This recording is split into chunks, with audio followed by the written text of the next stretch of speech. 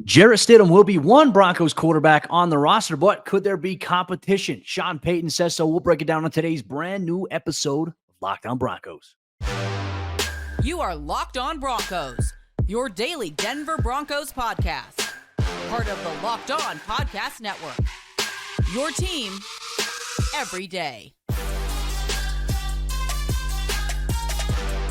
What's up, Broncos Country? Welcome into a brand new episode of Locked On Broncos, your daily Denver Broncos podcast, part of the Locked On Podcast Network, your team every day. Thank you so much to everybody in Broncos Country, including all the everydayers out there who make us your first listen of the day every single day. Just a reminder, you can get Locked On Broncos for free on YouTube or wherever you get your podcast. So if you haven't done so already, hit that subscribe or that follow button so you never miss out on what's going on with your favorite team every single day, all year long, because for the true fan, there's never an offseason. I'm Cody Roark, Broncos reporter for Mile High Sports, joined alongside, as always, by Sayre Bedinger, site expert over there, predominantlyorange.com. Today's episode of the show is brought to our friends over there at the Game Time app. Make sure you download the Game Time app, create an account, and then use code LOCKEDON for $20 off your first purchase. Sayre, Sean Payton leaving some breadcrumbs all around here, and everybody in Broncos country is looking at it, eating them up, and trying to figure out where the heck are the Broncos going to go? Are they going to go with a quarterback in the NFL draft?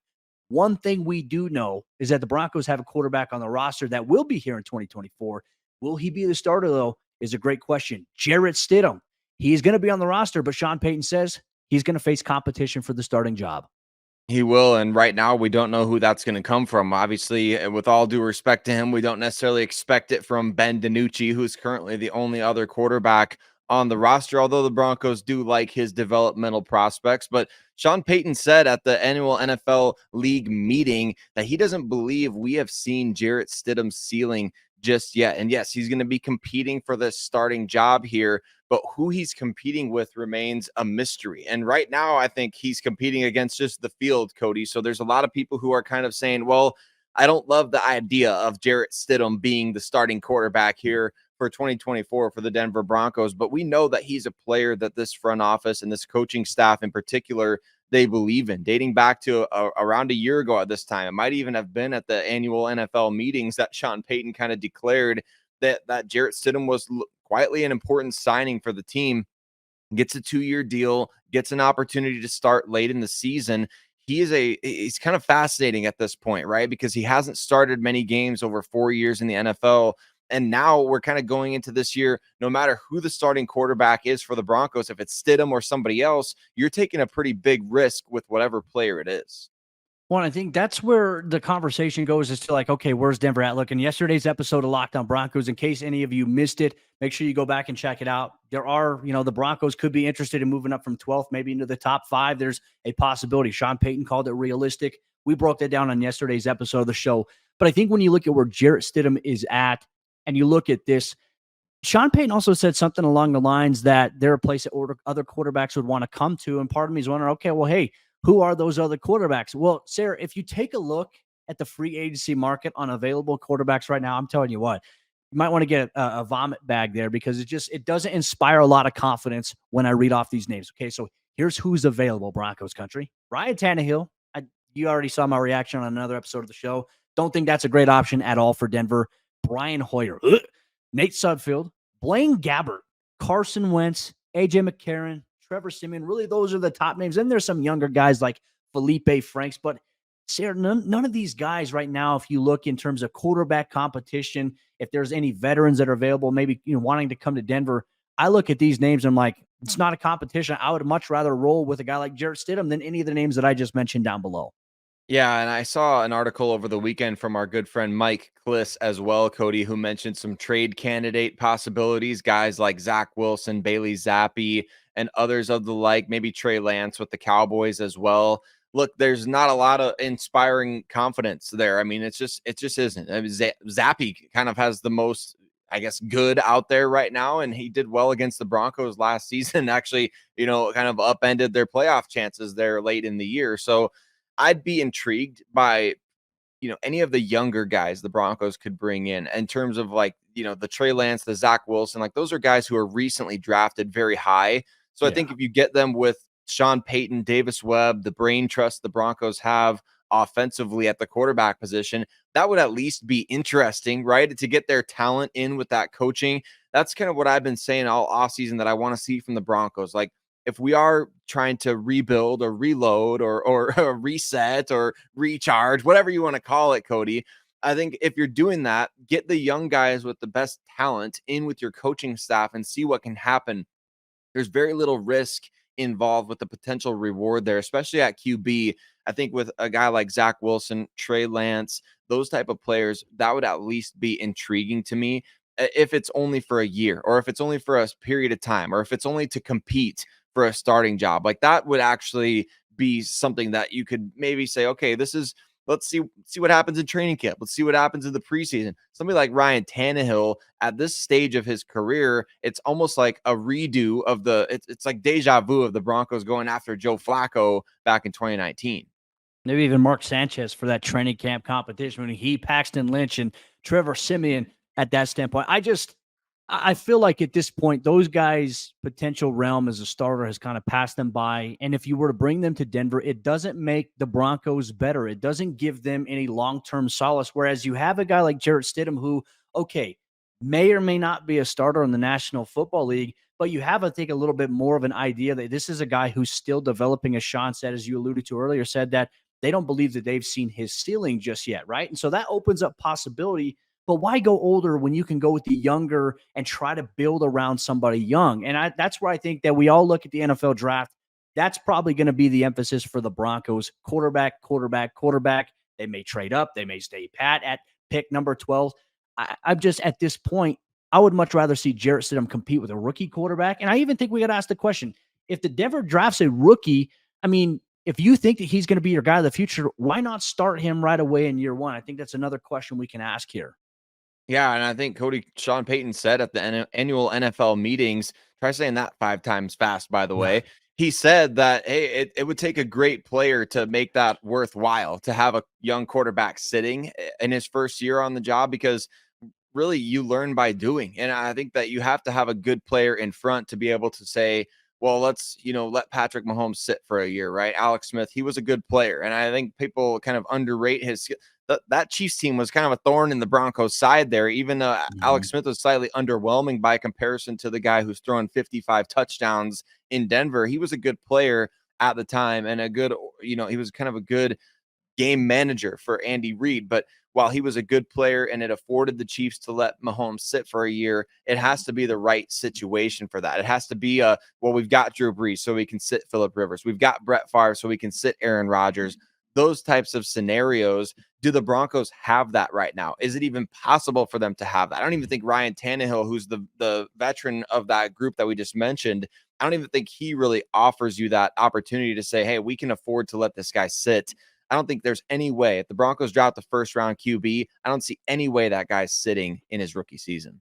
Broncos Country, we want to hear from you. What are your thoughts on a potential quarterback competition? Jarrett Stidham will be included inside of that battle, but who's going to be the other guy joining the fray here? That's something we're going to be monitoring throughout the entire month here on the Locked On Broncos podcast, whether it be a rookie, whether it be a veteran free agent. I'm shaking while even saying that there. But on top of that, Denver, they're also doing a lot of background work on the quarterbacks in this year's NFL draft. Not only that, but other positions in this year's draft. And they met with Michigan quarterback JJ McCarthy. Now, while they were on hand for his pro day, Sean Payton had a private workout with him. We'll dive deep into some of the things that he mentioned there, some of the keys and ties that may be binding here between the two here. Today's brand new episode, Locked On Broncos.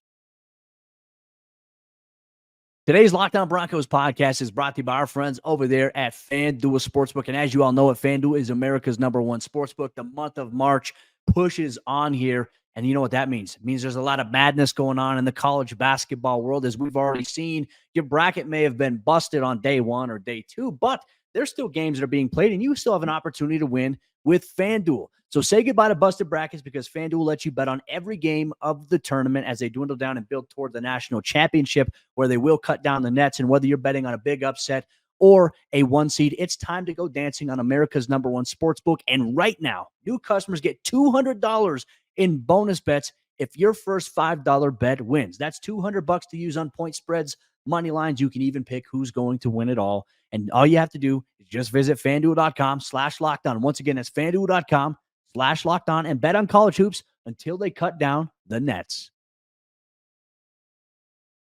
If Sean Payton's going to draft JJ McCarthy, he's going to get his hands on and get a private workout. And he did do exactly that. Payton was not in attendance at the Michigan Pro Day, but did have a private workout for their quarterback, JJ McCarthy, the next day. He talked about that and plenty more at the annual NFL meetings. And we're going to discuss it on today's episode, Locked On Broncos, what it could mean, how the Broncos could potentially acquire JJ McCarthy on today's episode, Locked On Broncos. But want to say thank you and give a shout out to all of you that make Locked On Broncos your first listen of the day every single day. We appreciate every single one of you so much for tuning in wherever and however you get your podcast, or if you watch the show on YouTube and engage there as well. We appreciate every single one of you in Broncos country for doing so. And hey, if you're like me, you're working remote, you've got shows like Locked On Broncos maybe on during the day, or maybe you're watching Fox Sports or ESPN TV. You've got it on some white noise there, and eventually you just got to turn down the volume with all that shouting, all the arguing.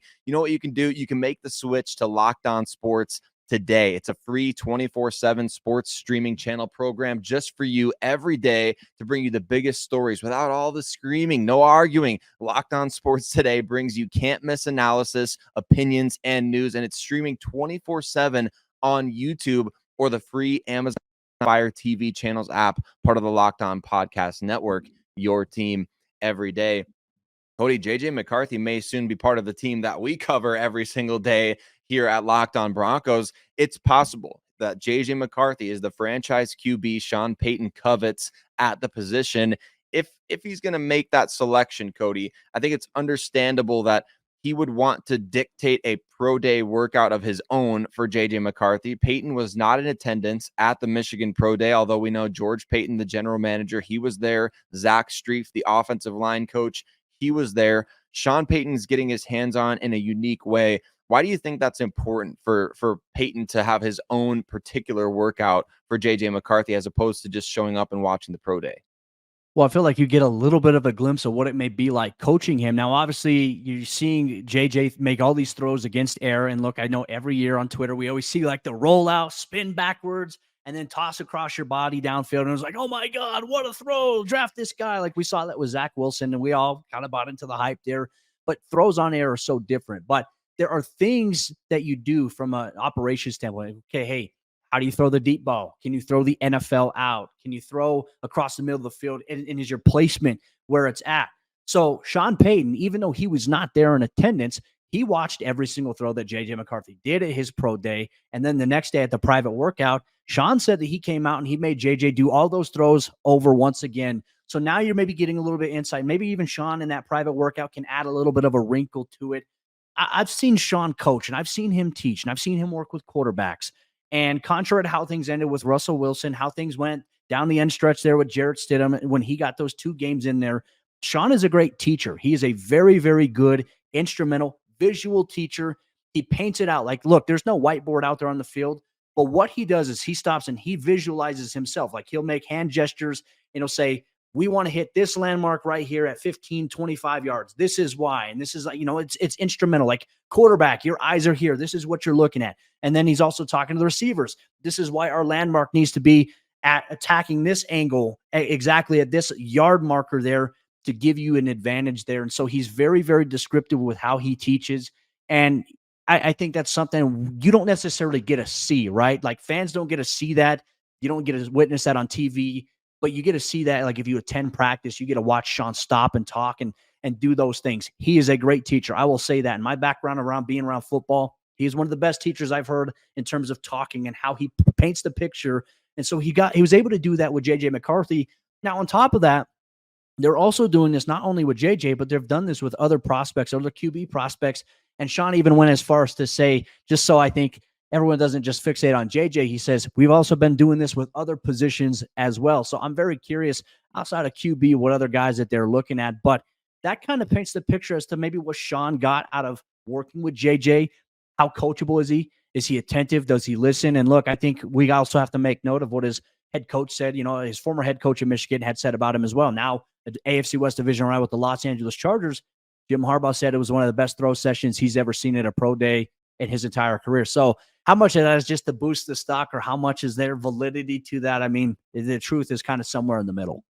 Yeah, put your money where your mouth is, Jim. Trade Justin Herbert and go after JJ McCarthy, and let's see what happens there. So, no, in all seriousness, Cody, I love it. I love the hype. I love this time of year. It's just so much fun to try to read the breadcrumbs and follow those breadcrumbs, or read the tea leaves, I guess, so to speak. And one thing that I find very interesting about this dynamic, as we talk about the worst working relationship between Sean Payton and George Payton, I think it's kind of cool that they went on separate days to see. I guess maybe George was part of the individual session that Sean Payton had, but I kind of like that maybe George was able to go to the pro day and bring his notes, and then Sean was able to go do a private workout and have his notes, and they can come together and say, like, because a lot of times if you go somewhere and watch, let's say you go to a movie with your friends, you go watch it together.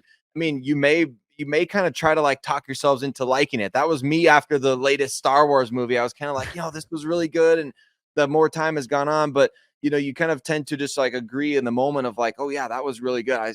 Here's what I saw there. Now you have 2 different days, 2 different workouts to be able to say, here's what I saw at the pro day from George's side, and here's what I saw at the throwing session that we just had from Sean's side, and see if your notes match up, see how they compare, see what you saw in those 2 different sessions, bring 2 very different vantage points. So I think there's value to that. I like the process of what the Broncos are doing. I'm not trying to overcomplicate it either, Cody. I think Sean Payton has said, like, evaluating quarterbacks, it's gotten a little easier in recent years. So I wonder what he means by that. And I would love to see, wouldn't you love to be a fly on the wall for some of these discussions, right? Just as, what do you really think of JJ McCarthy? What impressed you? What did he show you? They can't say those kinds of things right now because, well, that could be detrimental to their NFL draft process. But it is fun to kind of look at and say, okay, if Sean's doing the private workout here, I love what you mentioned. It gives him a glimpse potentially at what coaching this guy could be like, which is essential if you're going to draft him in the first round. Just a very small piece of a much larger puzzle here for working with a player and a prospect, seeing what he can offer. To your point about Sean and George's relationship, look, I still think we get a ton of comments. The Broncos need to get rid of George Payton, this and that. But I'm telling you, like, the relationship between these 2 guys is impeccable right now. Here's what Sean had to say at the NFL annual meeting. He said, he's been someone that's been very easy for me to understand, get to know, respect, trust. It's been a relationship that's been strong, and I appreciate it. Like, these guys have a fantastic working relationship. And now you add Cody Roark into the mix there for the college evaluation standpoint. You bring in a different, a perspective and opinion. And then, as you mentioned, you get this kind of delta triangle about, okay, this is our analysis of this player initially. This is what we see. What can he be? And then you put these workouts, you put the interviews all together, and then it allows you to figure out, does this guy move up our board or does he move down our board? I like the collaboration that these guys have ultimately. And look, Sean really respects George's background as a scout. And contrary to some of the unpopular moves and some of the misses that George has had as the GM, there's a lot of things in place to actually have, I think, the Broncos in a good position from a young roster standpoint. Player development, a big emphasis now for this team. We'll see how it kind of formulates here in this year's NFL draft with the Broncos. They have 8 picks as it stands here currently today. Now, on top of that, the Broncos could be going with a young quarterback, but what is it exactly that Sean Payton is looking for in a young quarterback? We'll break that down here on today's brand new episode, Locked On Broncos. Today's Locked On Broncos podcast is brought to you by our friends over there at the Game Time app. And look, the NBA season is still ongoing right now. And if you're a Denver sports fan, look, you may be wanting to see Nikola Jokic and the Denver Nuggets with just a handful of games left in the regular season. They've got the number 1 seed right now. You want to see them solidify that and lock up home court advantage? Well, Game Time is a place where you can go to get access to tickets at Ball Arena here today. So make sure you check it out if you want to go see what we expect to be Nikola Jokic, his 3rd MVP to be awarded to him at the end of the year. We'll see where things are at. But Game Time is the place where you can go see the Nuggets, or you can go see your favorite comedy, concert, or theater events that are going on near you. Game Time is the only ticketing app that gives you complete peace of mind with your purchase. You can see the view from your seat before you buy, so you know exactly what you're going to expect when you arrive. And on top of that, they have all-in prices that show you your total upfront, so you know that you're getting a great deal before you even check out. And you can buy tickets in seconds with just 2 taps. So take the guesswork out of buying tickets with Game Time. Download the Game Time app, create an account, and use code LOCKEDON for $20 off your first purchase. Terms apply. Again, create an account, redeem code Locked On for $20 off. Download Game Time today. Last minute tickets, lowest price, guaranteed. What is it that Denver Broncos head coach Sean Payton is looking for in a potential young quarterback that could be on the forefront of their mind when they pick 12th overall, or if they decide to trade up in this year's NFL draft? Thank you so much, Broncos Country, for tuning in, making Locked On Broncos your first listen of the day every single day. We appreciate you so much. You guys make this show exactly what it is, and we are so grateful for your interaction, your engagement, and also this is the place to be if you want up-to-date Broncos analysis from an objective point of view. Let's continue on our conversation here right now, looking at where Sean Payton is at, where the Broncos are at from a quarterback standpoint. We know Jarrett Stidham is going to be in competition. We talked about that and highlighted that here on today's show. But operating on the premise that the Broncos draft a quarterback in this year's NFL draft, what is it specifically from a trait standpoint? What are things that Sean Payton expressed that he is looking for in a potential young signal caller? Well, obviously, Cody, there's a lot that goes into that. And I think he said it. I mean, it's decision making, it's accuracy, footwork, the ability to improvise. He said we don't always get to play in a clean pocket. Those are just some of the things we look closely at. And we've heard, of course, the idea that with a Sean Payton offense, the Broncos are looking for somebody who's going to be able to process things very quickly, somebody who's going to be able to play within structure, somebody who is able to rely on timing with their passing game, as opposed to kind of have to be forced into that situation. So there's a lot of different things that go into it. Ultimately, though, I think it's dependent upon the neck up, right? You want somebody that's able to win the game mentally before they win the game physically. Having the best athlete at the quarterback position is a benefit in some ways, but having somebody that's able to dissect film, we saw even late in his career. I know this is an unfair curve to grade on, but Peyton Manning, he was so good in Denver despite having physical limitations. Remember how people were making fun of him for throwing, wobbly passes a lot of the times. And he's like, yeah, I threw a lot of wobbly touchdowns too. The reason for that being his timing, his ability to read defenses before the snap, after the snap, manipulating, changing the play at the line of scrimmage. It's not a fair curve to grade on, I'll grant, but those things I think are important to be able to see what a defense is trying to do and how you anticipate those types of things. So I think that all factors in for Sean Payton. It's important, but man, there's got to be some projection as well. Like we talk about with Sean all the time, vision. What's the vision for the player? If a player is not quite there right away, which they're not going to be Peyton Manning from day one, can you see the vision of a player being able to get there with their understanding of the game, how to manipulate defenses? Well, and on top of that, defenses, I thought you brought up, I think in one of the previous episodes of Locked On Broncos that we were able to do, you brought up, I think, a quarterback prospect talking about like, hey, it's the defense's job. Like they get paid to try to stop me and to force me into throwing checkdowns as well. Like you look at where things are at, the game has evolved, right? And you and I talked about, I thought we had a really good episode of Locked On Broncos last week about the unfair expectations that are placed on quarterbacks in the NFL, right? And it really halts and impacts player development because if a player doesn't have a great first rookie season, then they're awful. They're terrible. Get rid of them. Focus on getting somebody else. Like the discard nature of this game, specifically that position, has become a little bit of a problem here. And I think overall, we talk about some of the things Sean Payton has emphasized a little bit, even toward the end of last year when Russell Wilson was still on the team, in terms of what they need to do and what he's really looking for, talking about decision-making, accuracy, footwork, like those things right there that we all know are very important. And they're like cliche things for us to talk about, but those are important. He says, we don't always get to play in a clean pocket. Those are just some of the things we'll closely look at for a player. And when he talked about the framework of how offenses are, the Broncos had a lot of success in off-schedule plays last year, right? But they need to have success inside the pocket on schedule, and that was something they just didn't have enough of. And if they would have had more success in that way, Cody, I mean, it's likely that Russell Wilson would still be in Denver. They just didn't have any sort of consistent passing game. One of the bottom 10 teams all of last year in terms of passing plays that went for a first down. The Broncos were consistently not good on third down situations. Sean Payton alluded to this in his, meet with the media, that the Broncos took way too many sacks last year. And so that's maybe a quality. I kind of threw it out on Twitter, which has now been overshadowed by, other news for the Broncos about uniforms and things like that. But man, maybe we'll have to do some research here and find out which quarterbacks in this year's draft class were sacked at the highest rate, which guys took the least amount of sacks, we know that certain quarterbacks in this class excel on third. Bo Nix and JJ McCarthy, amazing on third and long situations. So they're not necessarily taking a ton of sacks in third and long situations, which is maybe to their benefit. So look, there's a lot that goes into it, like you said, but man,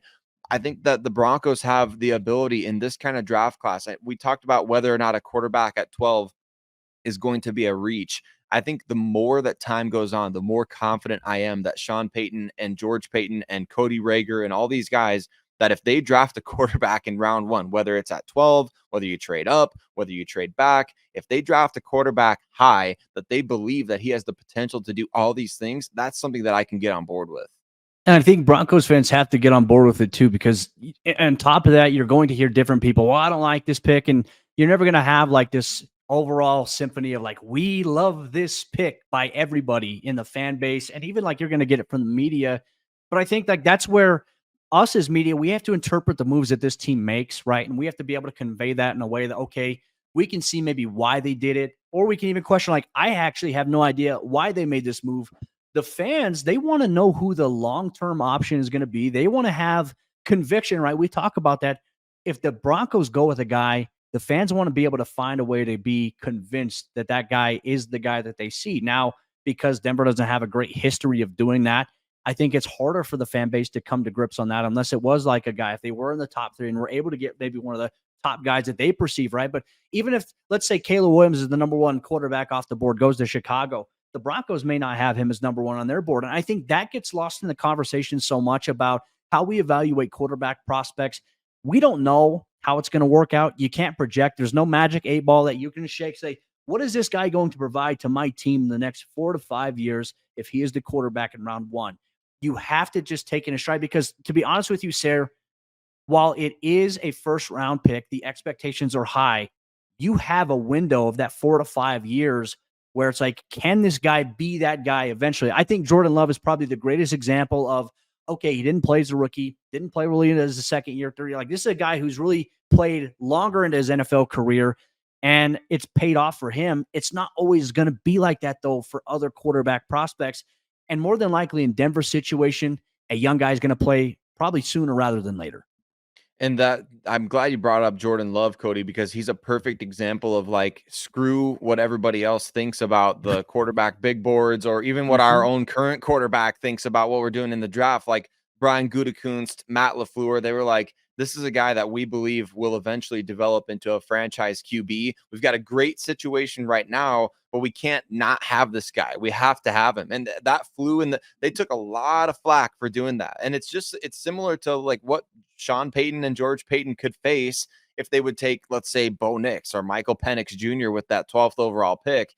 If that happens, they're going to face a ton of backlash. But ultimately, now everybody's singing Jordan Love's praises. They're like, well, the Packers might be one of the best teams in the NFC. Jordan Love, he wasn't even good the first half of this past year. He had a couple of games here and there. But remember when he came to Denver and he throws a game-ending interception? And at that time, I covered the Packers this past year, Cody. A lot of Packers fans are saying, all right, let's start thinking about what the Packers are going to do. They got to move on from Jordan Love after this season. So it's trusting in this process and believing in, hey, we've got this guy that we believe can be great. That's a great analogy for where the Broncos are at right now, is what Jordan Love, that flew in the face of any expectations. It was not a popular move. The players in Green Bay probably didn't even like it. Certainly not Aaron Rodgers. I think that's if you look at that situation, man, it's definitely not going to be that bad in Denver, no matter who they take. Well, it is clear that the Broncos are thinking about a quarterback in the first round of this year's NFL draft. Will they pull the trigger on it is a big question. Is there a guy that fits the bill as to what Sean Payton is looking for? That is the question that we're not going to have the answer until the Broncos are on the clock or make a move in the NFL draft at the end of April. We got a long ways until then, Broncos country. But in the meantime, we're going to dive a little bit deeper into the vision. Sean Payton also said this week and talked about the vision for some of the new additions in NFL free agency. We'll share his thoughts on Brandon Jones, Malcolm Roach, and what does that open up for the Broncos personnel-wise there, and could they make more moves at those positions? We'll dive deeper into that and much more. Tomorrow's brand new episode, Locked On Broncos.